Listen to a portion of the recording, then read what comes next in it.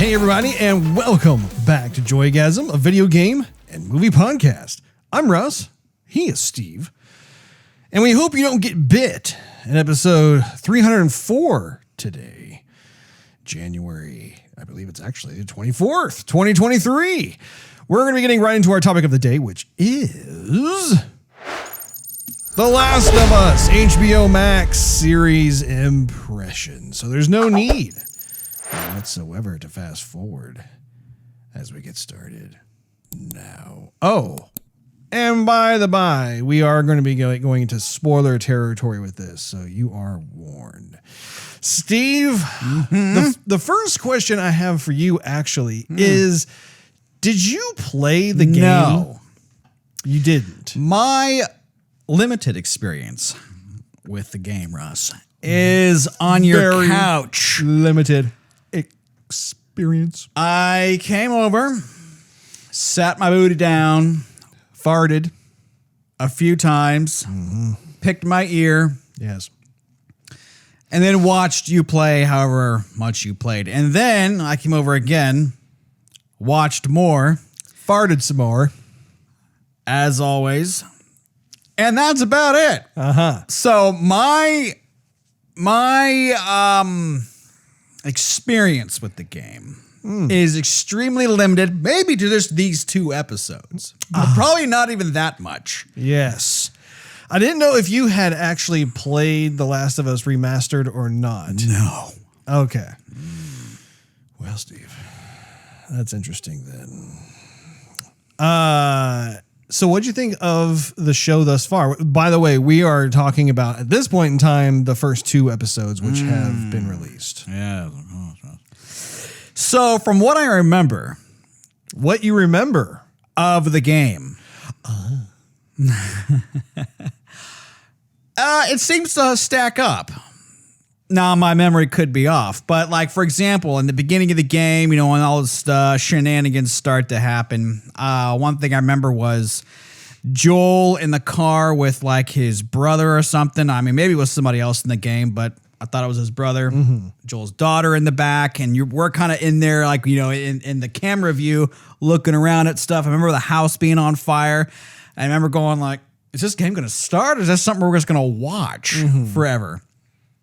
Not complaining, but I mean, we're going on like 20 minutes here, and like, you know, Was it really 20 minutes? I forgot. Maybe I'm overstepping, but I think it was probably like 2 minutes. I remember it being a long time. Like there was little sequences to play, and then it was like a massive just opening altogether. Exposition, yeah. That being said, I do have a couple qualms, Russ. Mostly, my question for you really is, I just have to get it off my chest, get it out of my head, Get it off your man boobs. my moobs. Is the script in the show fairly similar than it is in the game? And then what I mean by that, really, to be more specific, is the overuse of profanity. Yes. All throughout the game. Is that because I don't remember what people really said in the game. I just remember stuff happening, but I don't remember what was said. I don't recall there being as much. I know that there was somewhat, Sure. you know, which makes sense given the fact that this is like kind of a post-apocalyptic setting and the survival and that sort of thing. But no, I would say the TV show definitely has. I mean, they were using the F word like it was going out of style in the first 2 episodes. So. I can't stand. I've had that complaint with other shows, and I forgot which ones they were. But I can't stand it. It just seems like poor writing to me. It is. I mean, and I totally agree. I think that when you overuse the F-bomb, it starts to lose its potency. Because, and what's funny is that in those moments of any given show, they put that word in there in order to emphasize like shock, the seriousness, or the seriousness of the situation or what have you. But if you end up basically overusing or abusing that word, then suddenly it's kind of like, oh wow, okay, so you just have a potty mouth. It's not like this is life or death necessarily, and so you kind of lose that. You know what I equated it to? What did you equate it to, Steve? I remember last week we had a little show. No, actually, it wasn't last week. It was the week before. We had a little show like we always do. And one thing you said to me was, man, you said a lot. Ah, yes. I remember that. Yeah. So it's like me saying a lot, only it's the F-bomb. Eventually, we're going to think, are we watching South Park or are we watching something else? Because at least with South Park, it has the comedic element to it. This is just like, can you think of anything else to say, or do you know any other words? Yeah, in the English language. Yeah, no, Honestly. it became a bit distracting for sure in terms of the first 2 episodes we've watched, and I really don't know if they're going to be continuing to do that through the remainder of the episodes or not. But yeah, I mean, I think that I want to be surgical about this. Some of the script writing is weak in like with what we're talking about, but there's a lot of the script writing in there that I find to be very good. Right. Very strong. Yes, I'm not. Yeah. I will clarify. Yeah. The script overall is not poor. It's just there's sequences, I think mainly with Ellie than anybody else, where she just seems like she's going through puberty and like the rebellious phase, like I hate mom and dad sort of thing. And it just comes across like it's whenever she was on screen, the lines that she was given, here we go. You know, it fell flat with me. Now, some of the things that are really, really cool that I have found about the show is, first of all, Mr. Pascal. Yes. I think does a really nice job as Joel, which is interesting because I was a bit concerned when I heard that he was cast for that particular character, because I remember I've played The Last of Us, and Joel is very much like, you know, Texan, all-American, has kind of the Southern drawl, the kind of the American swagger to his body movements and whatnot. And so when I heard about that, I was like, well, obviously I'm a fan of his. I've enjoyed him in other roles like The Mandalorian and so on and so forth. But this role, I was like, man, I don't know if I could see this working or not. And I'm happy to report that actually I really like it. I bought into it. I had no problem whatsoever. I think that he does a nice job, all things considered. Is he like the perfect Joel? No. But given the fact that that's who they decided to go with, I think that it's a nice choice overall. Do you agree? I do. I wish he would have grown out his beard. Yeah, I do wish they had grown. Yeah, he had grown out his beard just a bit more. But like honestly, like his haircut, the wardrobe stylist did a great job making him look like how Joel looked in the game. But furthermore, the actual swagger, like I was talking about just a moment ago, I feel like he was successful in evoking that and having kind of the mannerisms and just the persona of Joel. So I thought that was really cool. Another thing that I really like about the show so far is the set design. Yeah. They spent a lot of money on the sets. Well, and once again, as someone who has played the game, those first 2 episodes, I mean, those are straight out of the game. Yeah. And that's what I really appreciate is like you're watching what's going on, whether it's behind like kind of like the military zone or whatever. And the citizens are like, you know, dumping the dead bodies. I mean, that was straight out of the video game.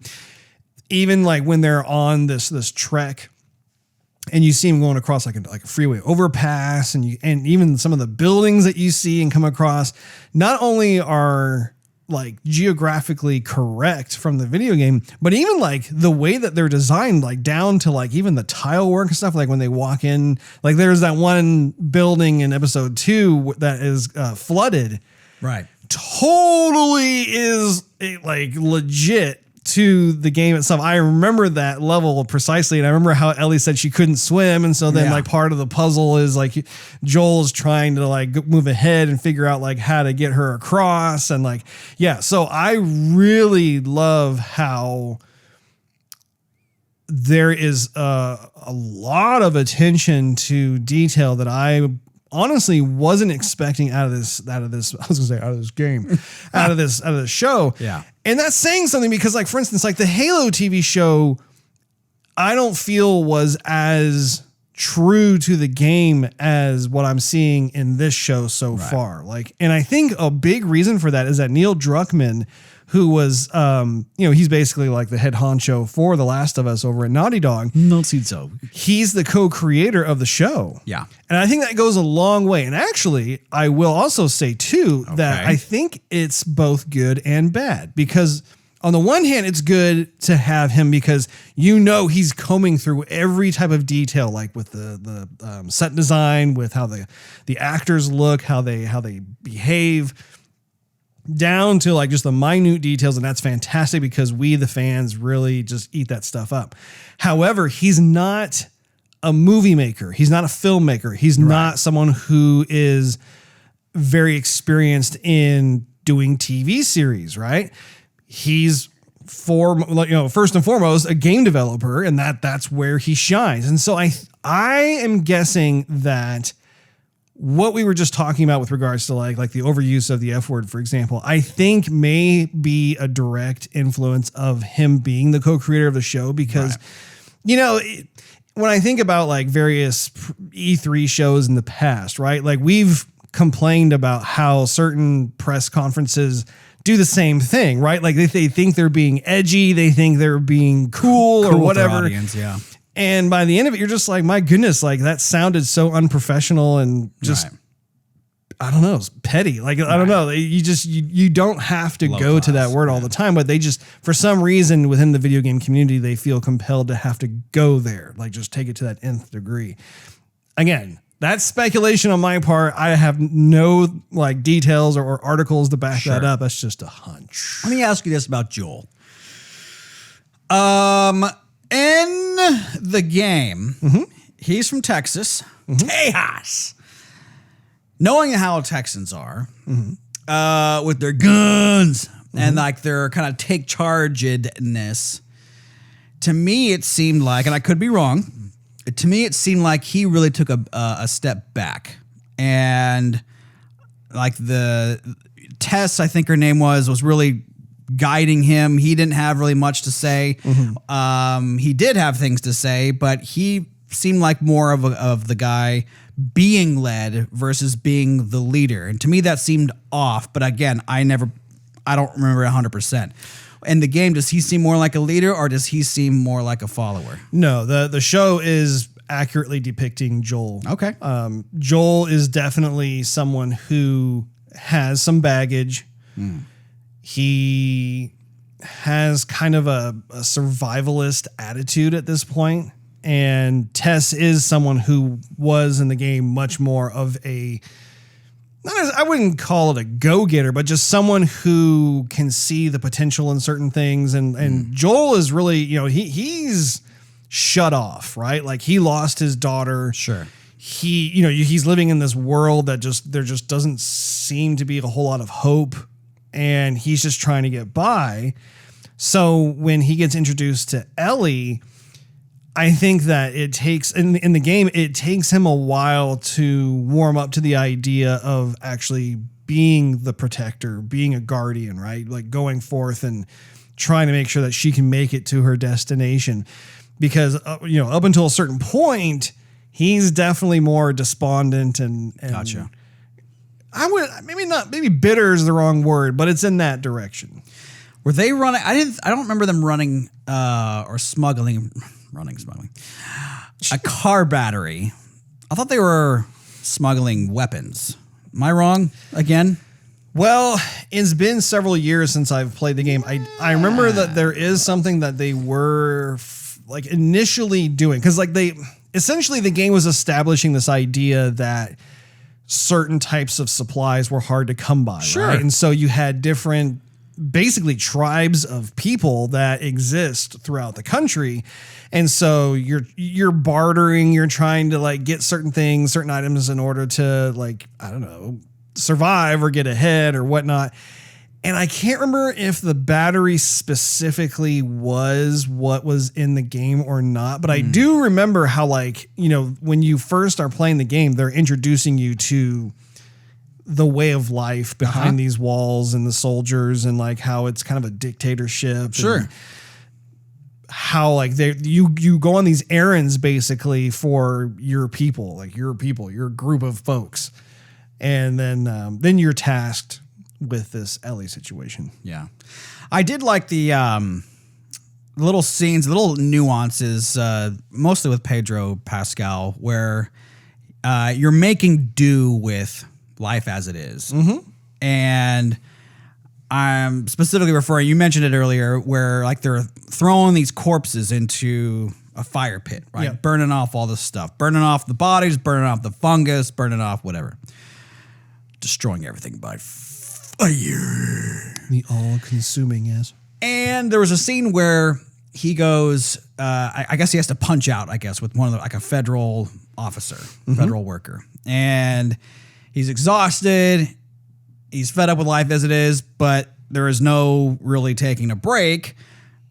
You just you have to keep pushing forward. And he asks the guy, he says, what do you have for me? What do you have for me tomorrow? And the guy and the officer doesn't really, he's not like, pay your taxes or get out sort of thing. He doesn't really want to do his job either. Or at least he came across that way to me.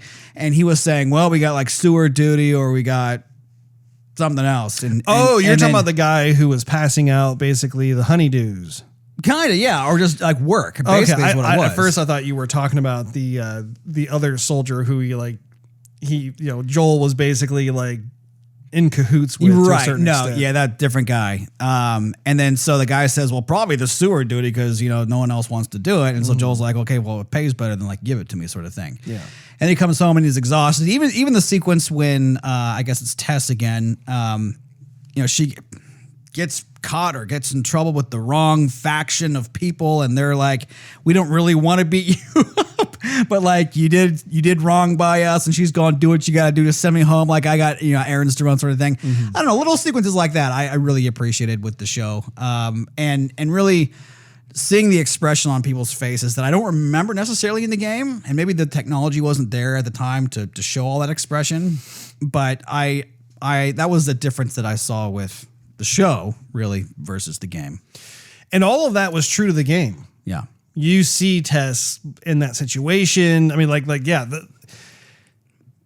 it's interesting because the show on the one hand is like super faithful to the game in terms of the production design, the set design, that sort of thing. At the same time though, it is kind of loosey-goosey in terms of when things happen and when they occur and whatnot. And I think it's probably because it's a TV show. They only have so many episodes, so they kind of have to pick and choose what they want to show, that sort of thing. But the main thing is that they are, in fact, covering the important beats, right? Like as they're going along. And so I for one am not too hard on them for that kind of decision, but it is something I did pick up on. I was like, yeah, I don't remember that happening yet. I thought it happened later here, but again, it's like a little nitpick. Sure. So yeah. Another aspect of the show that I really liked were the clickers. And I was very curious to see how the makeup was going to look on them, and I'm very happy to say that they look legit. Like all of the clickers that I saw definitely look like the clickers from the game. I think that one of the nice things about being Naughty Dog is Naughty Dog is one of the creme de la creme game developers. They have high production value, and so like when you're playing the game, especially when you're playing The Last of Us Remastered, or if you're playing The Last of Us Part 2, the graphics fidelity, they go for that photo real as much as possible look. So I think that really helped out the various makeup effects people and that sort of thing, and the way they moved and yeah, that particular scene where they first encounter the clickers was, again, it was like straight out of the game. and like right down to like that bookcase that they came to, and like some of the furniture, and I just loved it. I was like, wow, like this is totally bringing me back to when I played the game. And I also think too, one of the highlights of the show that I've noticed so far within the first 2 episodes is the lighting. The cinematography in this show looks really good. Like I would say it's almost on par with the type of cinematography we see in certain movies. And I think that goes a long way to also kind of legitimize this world that they're putting together, because I feel like anytime you have a TV show that's basically like a video game adaptation, you run the risk of it being cheesy. And we all know that, because, a video game is a very different beast than a TV show. A TV show is passive entertainment, whereas a video game is not passive. You're interacting with this character, you're role playing as that character. And so you're getting yourselves into these various game design situations. So it's just a different type of experience altogether. And that doesn't always translate successfully. But what I can say in terms of what I've seen so far in this show, my goodness, like all of these different points really mean that I think that this might be kind of one of those exceptions. And I don't know how many episodes they're going to be showing for season 1. Do you know? That's an easy Google search, Russ. I want to say I'm totally guessing 9. 9? And the reason why I ask is because, in our experience with Disney Plus, I think the average amount of episodes for any show that they have on there is 6. But this is HBO Max, and so I have no idea. I'm guessing it's probably between 7 to 8. But in your case, I would be perfectly fine if they had 9 episodes. Doesn't say. Oh, Right. Elusive. IMDb doesn't even have any info on that here, huh? No. Google is a little useless for this here too. Let's see. Episode guide. 9 episodes. Thank you look very at that. much. Thank you very much. Look at that, Steve. Look at that. One of the very few areas that I thought was weak was actually the depiction of Ellie. Yes. And I say that for a number of reasons. One is that her personality is not the same as the game. That's what I figured. In the game, she is much more frightened. She is, definitely like just wanting to like not draw attention to herself. She's definitely, and I'm talking about the first Last of Us, not Last of Us Part 2, but The Last of Us. Of course. And when I compare that character to how she's portrayed in the show, it's like in the show, she's aggressive. She's mouthing off all the time to adults. And when I say adults, it's like strangers. And I don't buy into that. Right. And I'm noticing, again, not to deviate too far, but I am noticing a bit of this obnoxious trend with female characters specifically in shows. It reminds me of like the little girl who played Princess Leia in what was it? It was not Boba Fett, was it? No, it was Obi-Wan. And Obi-Wan, we see the little girl Leia, and she's just so obnoxious and I'm sorry, like a girl her age would not behave that way around complete strangers, and it pulls me out of this suspension of disbelief.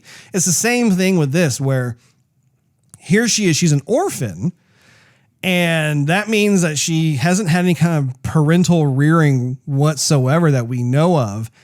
Sure, that could make her a little more hardened to a certain extent, but she's in this post-apocalyptic world. Like, when you're surviving, you don't really want to piss off. Make enemies everywhere you go. Yeah, you want to be able to just basically blend in, fly under the radar, do what you need to do, that sort of thing. And especially when there are strangers holding guns. Right. And so, the first encounter that Joel has where, she comes out and tries to attack him, and then she tries to, get her switchblade. I'm like, The dude's holding a firearm in your face. Like, I'm sorry, no 14-year-old girl is going to behave that way. No 14-year-old boy is going to behave. No one, even a grown man like myself, would not behave that way if I have a gun pointed at my face and I don't know who that person is. Mm-hmm. So that's one of the things that is a weak part of the show is that they're not doing the character Ellie justice by taking on this different type of personality. Now, in the game, there are moments where, you know, she defends herself, sure, or like maybe she gets upset or mad about, like, maybe she gets triggered by something that, say, Joel says. Yeah. You do have moments like that. I don't want to like depict her as like some, you know, ball and chain. Well, not ball and chain, but like, you know, some sort of character that's just scared of her own shadow, because that's not the case at all. You know, she definitely can hold her ground at certain points, but they matter. Like when those points occur, those are like those very poignant storytelling moments. Right. This, however, is just like a teen mouthing off as if like it was like her parent. That's what I was saying. You can't tell me to go to my room, Mom. F you. And it's like, nope. That's not how this character is, which is, again, it's surprising because you have one of the head honchos as the co-creator of the show. I would have thought that he would have been way more tied into that, right, but maybe he wanted to change the character up or something. I enjoyed, what's the actress's name? The daughter, Joel's daughter in the beginning. I don't know her name. And it took me a minute to remember what happened in the game, that she died. And he wasn't referring to her as Ellie, so I'm like, she ain't gonna last. but I actually thought, if that's Ellie, cool, so be it. Like, she was much more likable. Her lines, her script was great. I would have gladly, honestly, taken her as Ellie than the Ellie that we got. Yeah, I recognized her right away. I was like, yeah, that's Joel's daughter. And that's Sarah? I can't remember her name. I don't remember her name. No. The other side of the character is, so in the game, Ellie looks a lot like the actress Ellen Page. Sure. And there was quite a bit of controversy going back and forth when the game released, because a lot of people were looking at it and they're like, wait, did they mean for her to look like Ellen? and actually Ellen at the time even came out publicly and said like how, like, you know, she basically didn't appreciate having her likeness ripped off by Naughty Dog. And since that time, that they have made some changes to kind of go a little bit farther away from Ellen, but at the same time, well, so is Ellen. Indeed. Now, Ashley, who did all of the voice I think it was the voice performance, as well as the actual like motion capture, like the motion capture performances and that sort of thing. You know, I think that they did put a little bit of her likeness also into the video game character, but the girl that they have portraying Ellie in the show, like, she just doesn't look like the character from the game. And my thing is like, okay, you greenlit this particular design, and I'm pretty sure that like there are other girls out there that probably could be like doppelganger style, right? Sure. Like, you know, you're like, wow, that person looks 85% like the fictional character in this game. And so that's something that pulls me out too, because I'm looking at her, I'm like, that is not right. That's not Ellie. Like, I'm sorry, it's nothing against the actress who got hired for the gig, and congratulations that you got the gig. But like, you know, as a fan of the game, you know, I want this to be as close as possible. Yeah. And I mean, not everybody's, you know, going to look exactly like the sure representation and whatever you're trying to portray. But like Pedro, for instance, looks more close he looks closer to Joel than she did to Ellie. Right. Exactly. I didn't mean to cut you off there. Sorry, Steve. You know, Pedro Pascal, is he ever going to play a role where he doesn't have his mustache? I don't know. I think he's got a mustache in everything. Well, did he have it in Wonder Woman? He may have been clean shaven for Wonder Woman 1984. Yeah, I think he was clean shaven in that show. And when he was in Narcos, he had a thinner mustache. Was it thin? It was thinner. Maybe not as bushy. Yeah, maybe it was thinner. And in The Mandalorian? Yeah, it's still there, yeah. Is it there? Oh, yeah, it's still there because when he took off his helmet, I'm like, is he gonna have a mustache? And then he had his mustache. I'm like, yeah, he didn't put on half time to trim that thing, being a Mandalorian. Yeah, I don't think so, Russ. He probably doesn't have to. Done. Well, I'm definitely looking forward to watching more of this show after seeing the first 2 episodes. I'm really entertained. I think this is a great kickoff to TV in 2023. What say you? I would agree. For the large part, I do like the show. I was a little skeptical in the first episode because it just seemed like it was a little bit kind of bloated. I'm glad it was the length that it was. It just seemed like it could have been tightened up a bit, but by the second episode, I really liked the second episode. That's what drew me in. Cinch the deal for you. Cinch the deal. Clench the deal. Clench the deal. Tighten it down a little bit more. Perhaps you cinch it and then clench it. Yeah. Cinched it down with a wet rag. Full of sweat. We'll go with that. So after the second show, I'm really looking forward to the episode 3. After episode 1, though, I'm like, I can kind of take it or leave the show. Nothing too terrible about it, but it didn't just draw me in. Second episode's where it's at.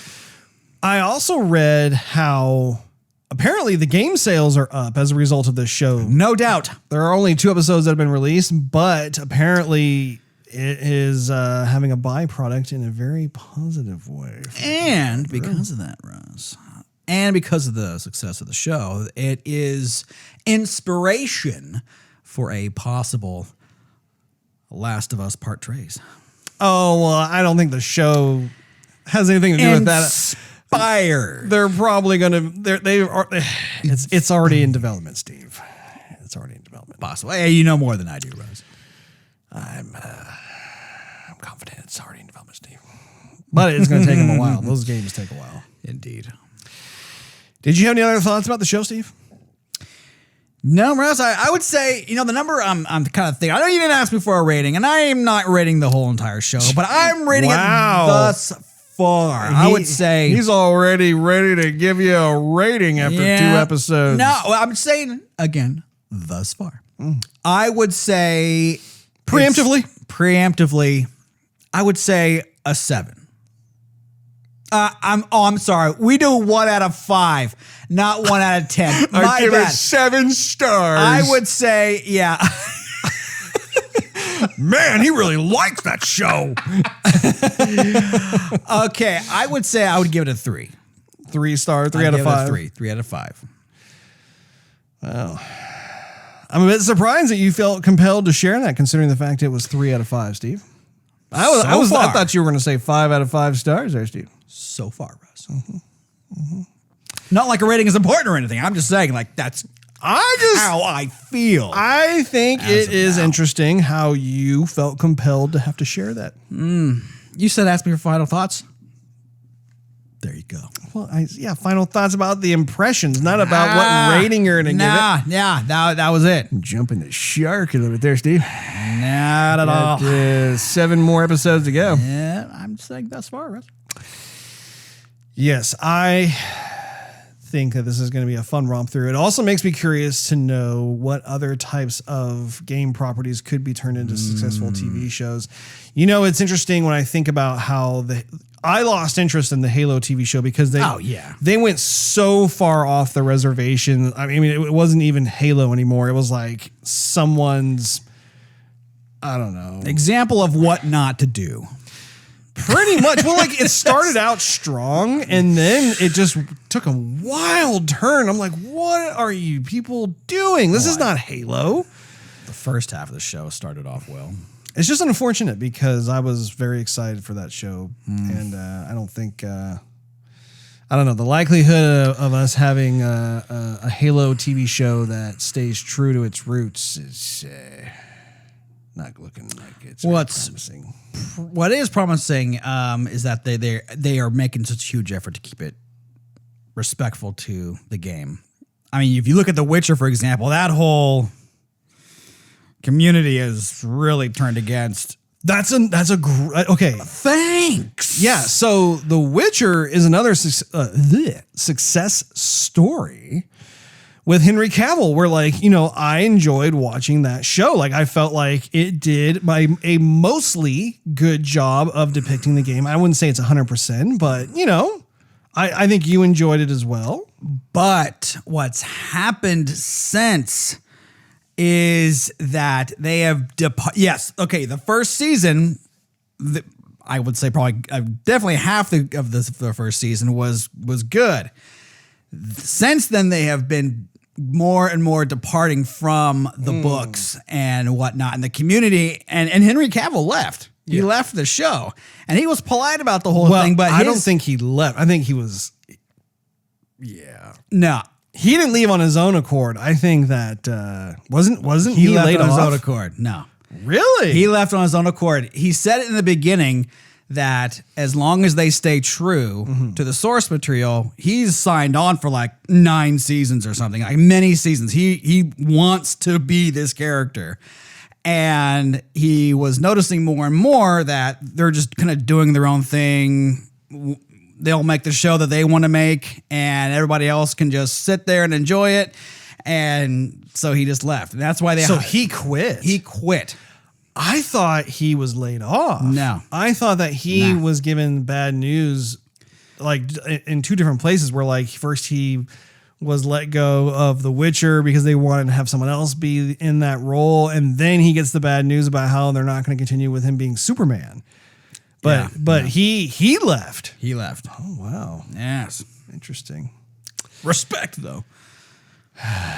Anyhow, we love ourselves some Henry Cavill on this show. That wraps up this episode of Joygasm.